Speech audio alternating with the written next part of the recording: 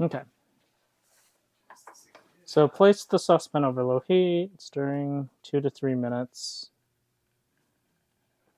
Oh, so what she did say is that so normally when you make milk bread, like once it starts gelatinizing and it just kind of comes together and becomes this like loopy paste, like that's enough. But for these cookies, you need to get it to the point that it has the consistency of mashed potatoes, which I think the residual heat will get me there. So I'm going to turn it off so I don't actually burn it.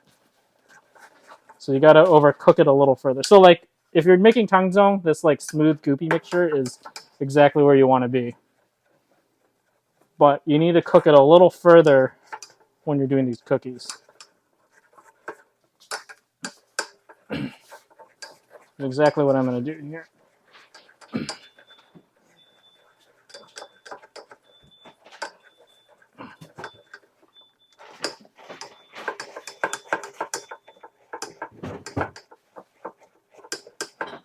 Try to give it a little more heat.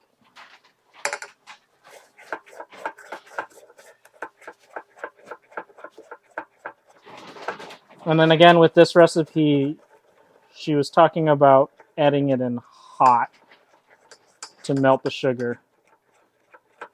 So we'll do that. So normally when you make the bread recipe, because you don't want to further gelatinize other flour, um, you actually let it cool.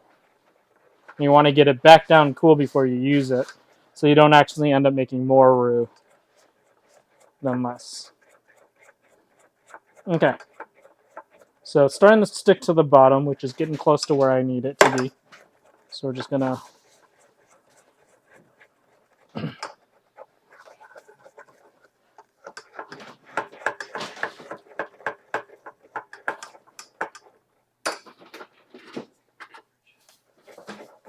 okay.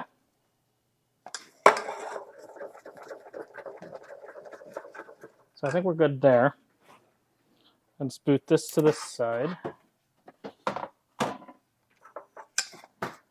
So you guys, chat if you want to see this is where I'm at.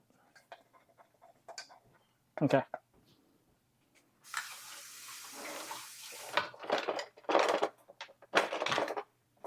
Let's grab a rubber spatula and pull this stuff out.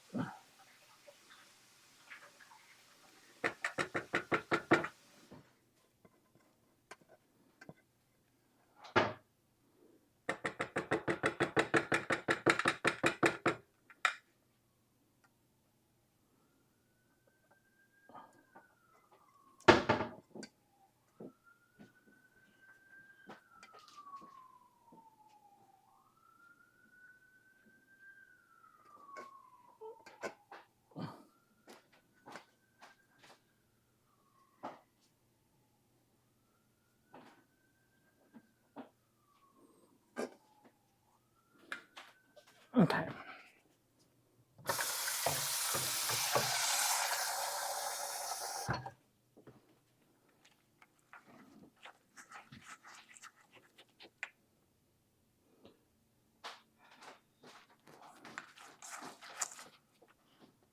Shit.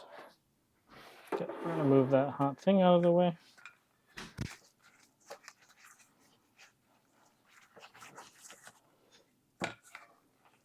And supposedly, it's gonna be lumpy initially, but then if you mix it enough with the heat of this tangzong,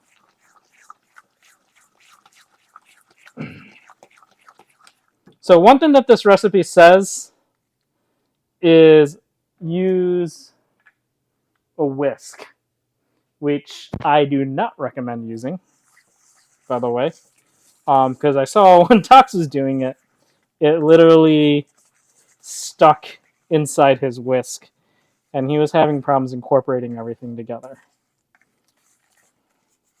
I also said I'd use the stand mixer, but I think I might do this all by hand, actually. Some lumps of tangzong mixture is okay. Okay, good to know.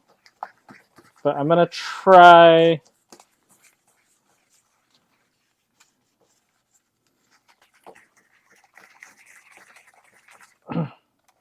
to do my best to incorporate the tangzong in as much as I can.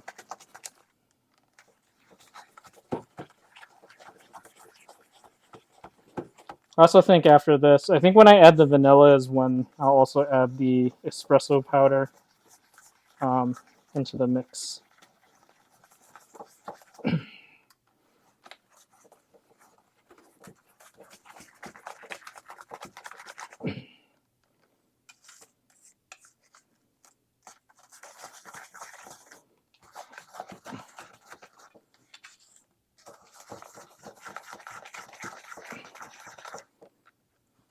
Just changing hands so that I don't fuck up my wrists.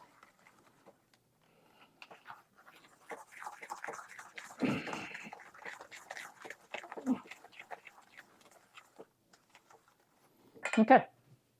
That seems pretty smooth to me. Okay.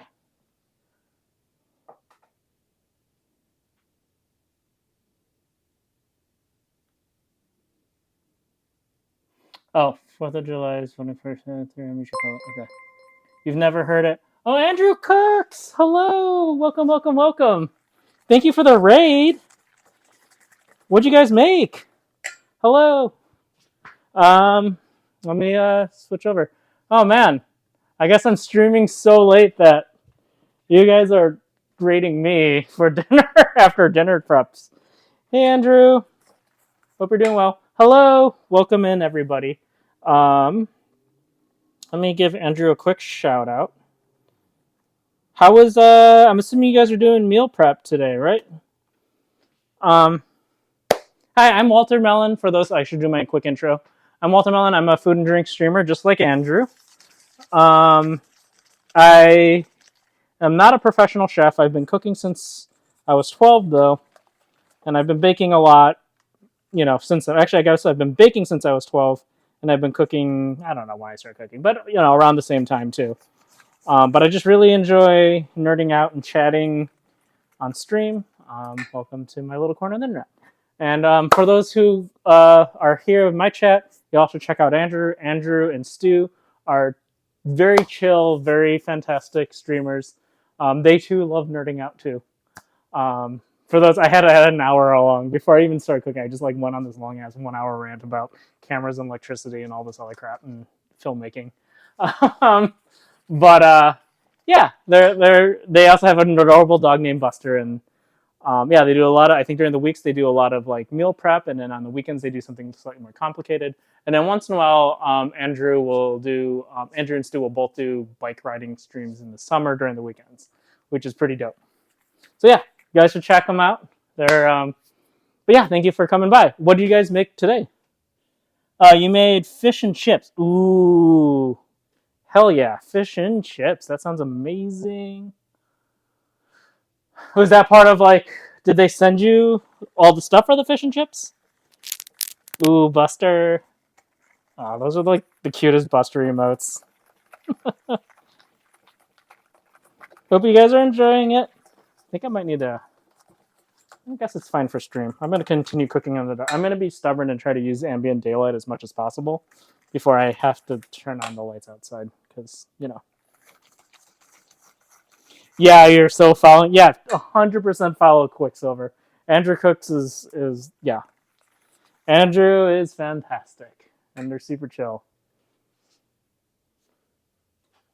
The recipe was to oven bake, but you deep fried instead. That sounds about right. Yeah, didn't you guys go through a deep frying phase at some point in time?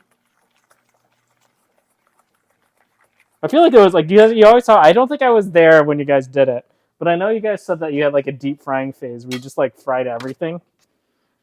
Yeah.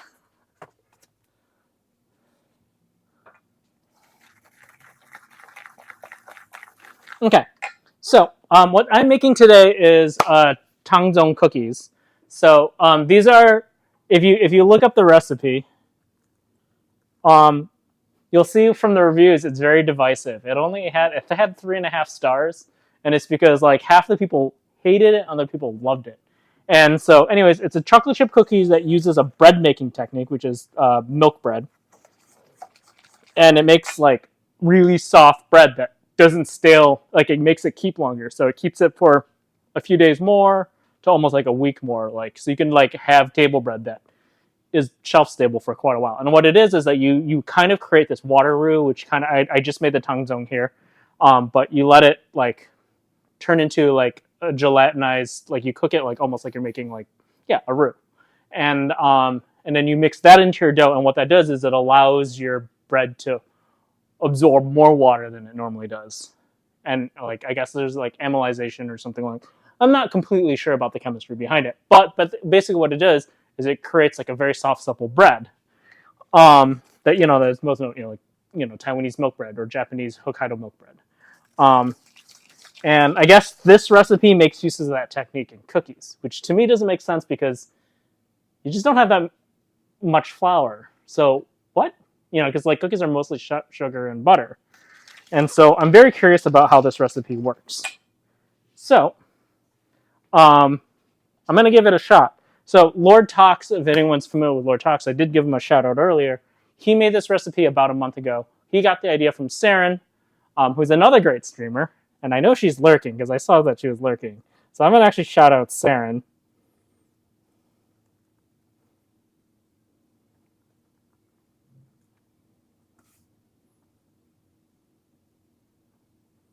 Make sure. Well, she was. I guess maybe not anymore. But anyways, I'm going to shout her out real quick. But she brought up this idea of using. She tries to add tongue into a lot of recipes. I guess when she's doing professional bakes because it's more shelf stable. And she was curious about these cookies. And then Lord Tox, these are all food streamers.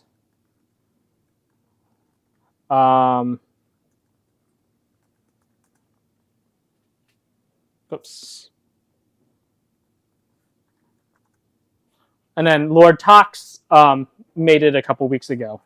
And he said it was pretty good. Like, it definitely lasted longer, which piqued my interest. So I'm going to be taking these on a camping trip, so we'll see if they last throughout the whole camping trip, assuming not everyone eats them. I'm going to save one just for an experiment, just to see what happens. And anyways, the point is that what was I saying? The point is if this works, this might be the most ideal care package cookie because then you can send it to the mail wherever in the world. I mean, as long as it doesn't take like 2 months, but at least like if you could send it to somewhere that's reasonable, like it'll still be a fresh cookie when it gets to them. So I'm very curious about this cookie recipe. It's basically the bottom line what I'm trying to do. Yeah, you go through that phase every year or two. Yeah, interesting. You haven't seen that used their cookies before. Yeah, either have I, which is what makes it really interesting. And so, again, this recipe is either like these are the worst cookies ever, or these are the best cookies ever. So we'll see. So this is kind of an experimental zone, but also not because I'm trusting this recipe. So, and also I should also mention that like King Arthur Bakery or King Arthur in general, their website, they made it their recipe of the year for 2024. So that's a lot of confidence in this recipe. Yeah. Okay. Add the eggs and continue whisking until smooth. Okay. So eggs.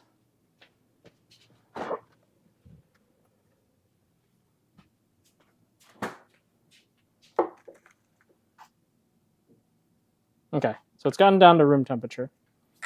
That's important because I didn't want to scramble these eggs.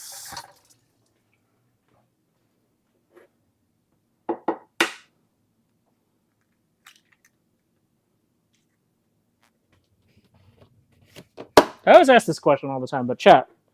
Do you crack your eggs on the edge of the bowl, the side of your table, or flat on the surface? You can all see what I do. And why. I'm also not skilled enough to crack eggs with one hand.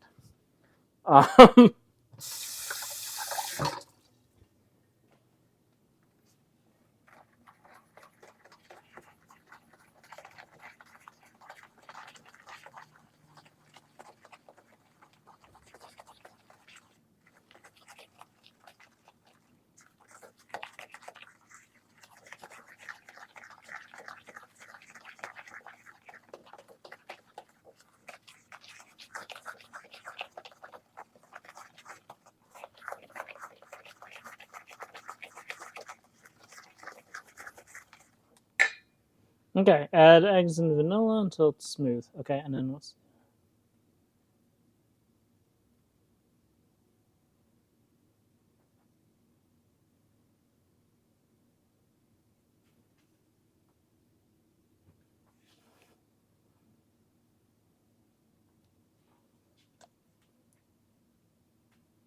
Exactly, Quicksilver. You are correct. That is the exact reason why I do flat surface. Is because other ones can create tiny fragments, which can risk getting stuff into your food. And that's why I'm a very big proponent of flat surface cracks.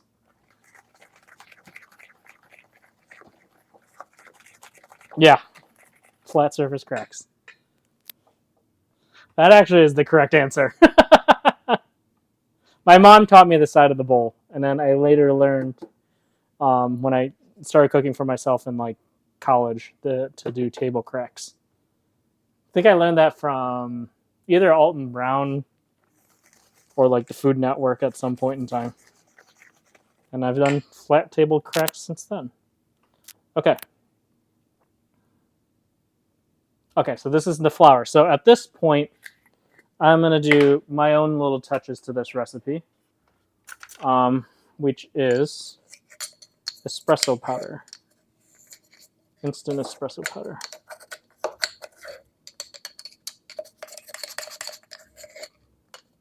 Guess I'm ending at the bottom of this now.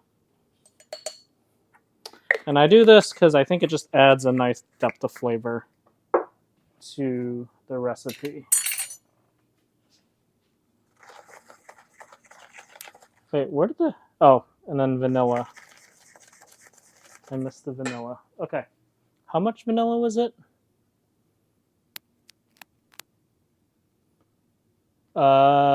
Tablespoon of vanilla. Okay.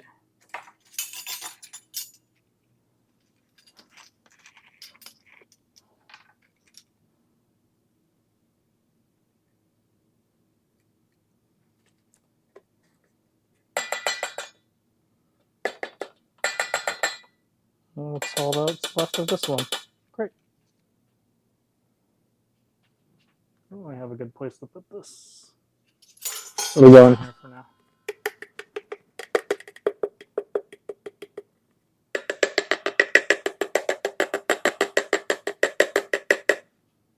Okay.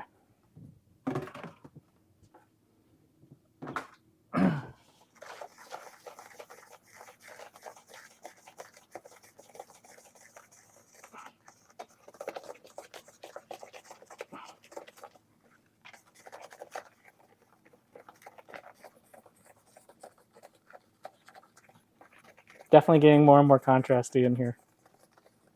You know what I'm going to do? Since I have this light here and I was showing it off earlier,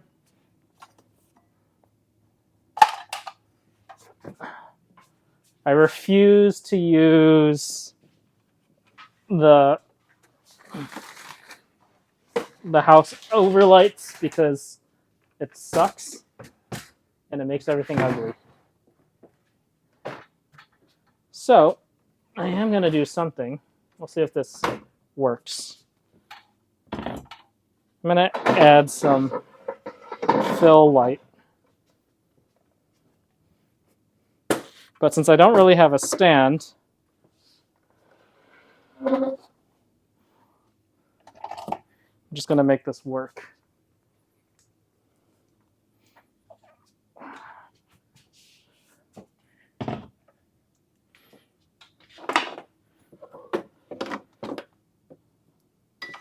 This is one of the few times where I kind of wish I had the extension. It's kind of rare.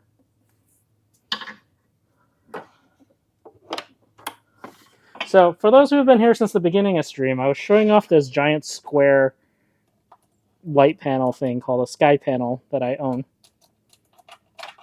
That happens to be in my house because I was using it for work and self-studying. And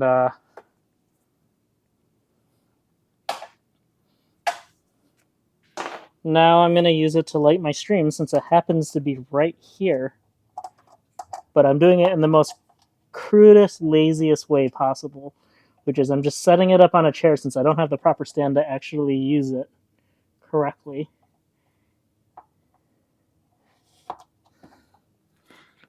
And then I'm going to, there we go. It's funny that I was struggling so much to plug that power con in. I do in the dark all the time at work. Okay, bear with me for a moment while I get this light plugged in. And hopefully by just bouncing it into the wall here, actually don't need the stove anymore. That'll give me enough light exposure.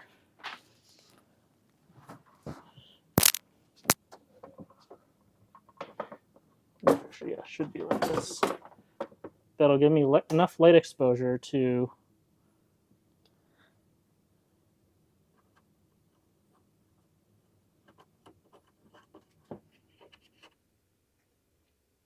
that's probably two. That's good.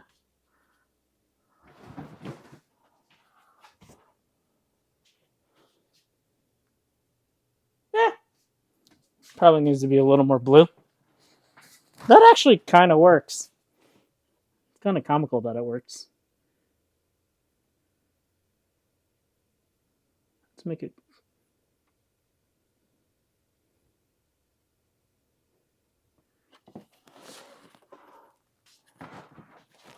Okay. Oh boy.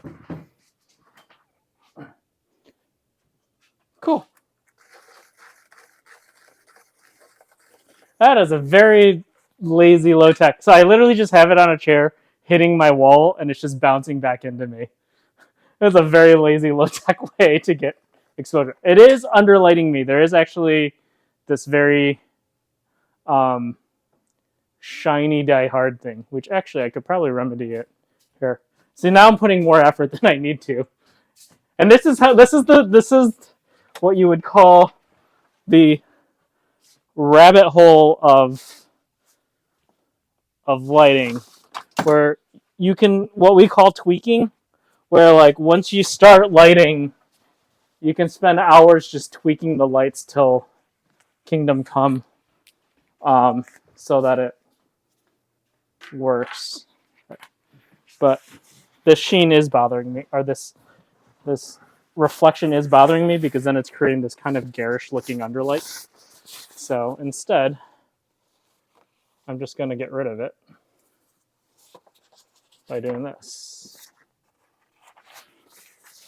So I'm just putting something over this die hard poster so that, there we go. And now it's softer and less, yeah, there we go. Now it's still coming from underneath, but it's not as like ridiculous. Okay, anyways, that'll do.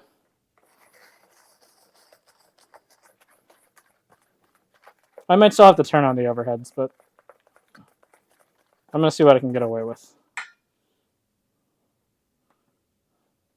Hey, Mike.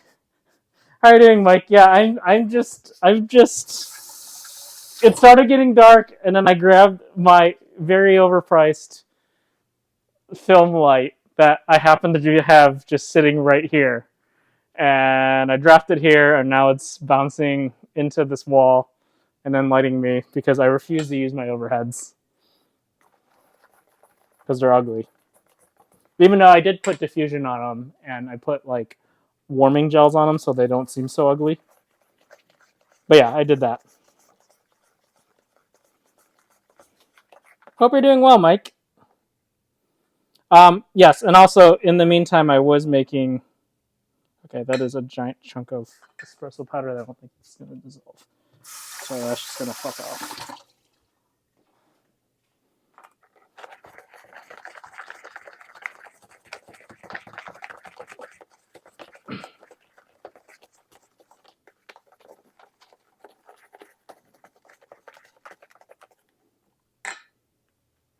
Okay. Actually, I am going to do something to make adjustments to this so that it spreads a little better. Which is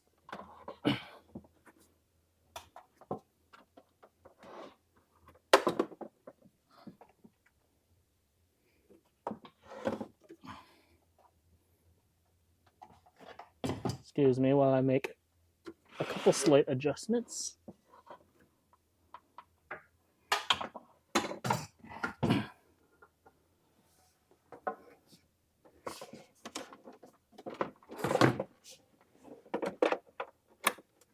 Okay.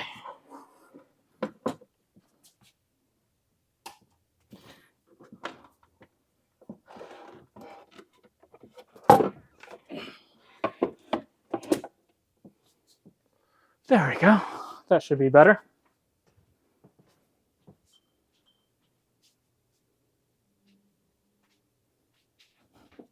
Okay. Almost.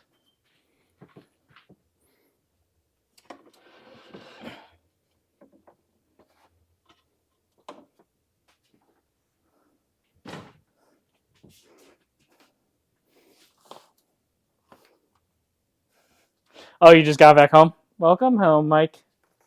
Okay. I think that's better. So one thing I did was... Oh, you can see my laptop's a little shiny. So one thing I did is I kind of evened it out by aiming it up at the ceiling, which I know kind of creates some flatness over here on the left. But there's still some shape. And so it's just kind of lighting this part of my ceiling now, which will be nice because that will give me enough exposure. And does even it out a little better so that it seems... I mean, it's definitely flat, but it's better than these. Here, I can show you the alternative. The alternative is this, which is gross. I guess you guys can't really tell because that thing's so bright. But anyways, they're gross. That's all you need to know.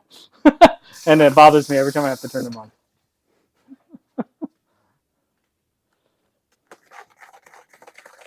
Okay, so I've mixed. The one downside is now I've put an incredibly bright light exactly where my laptop, so my eye line is. So if I'm looking at this, the brightest thing is the laptop, or is the light. So I have to do this to read my laptop now. Okay, so 2 cold eggs from the fridge. Okay,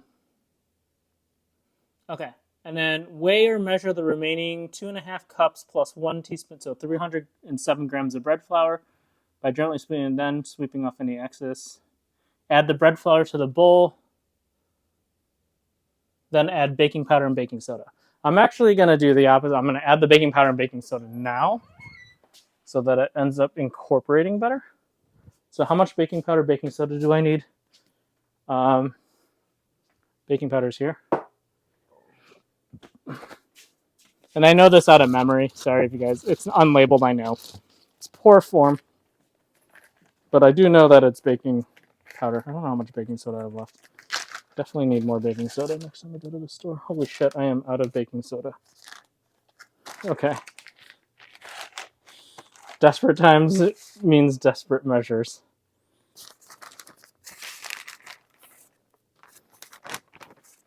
All right. How much baking soda do I need? Okay, so baking soda wise, I need a 1/4 teaspoon. Thank God it's only a 1/4 teaspoon. Because I'm almost out. I'm using the stuff that has fallen out of the box. Because I'm almost out of baking soda.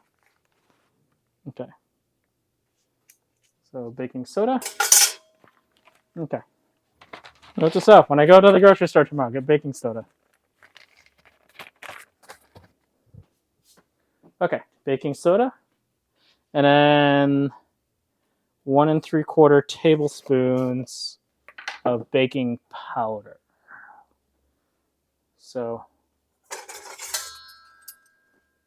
the tablespoon has something, vanilla in it. So we'll just do 7 of these. 1, 2, 3, 4, 5, 6, 7. It's actually a lot of leavening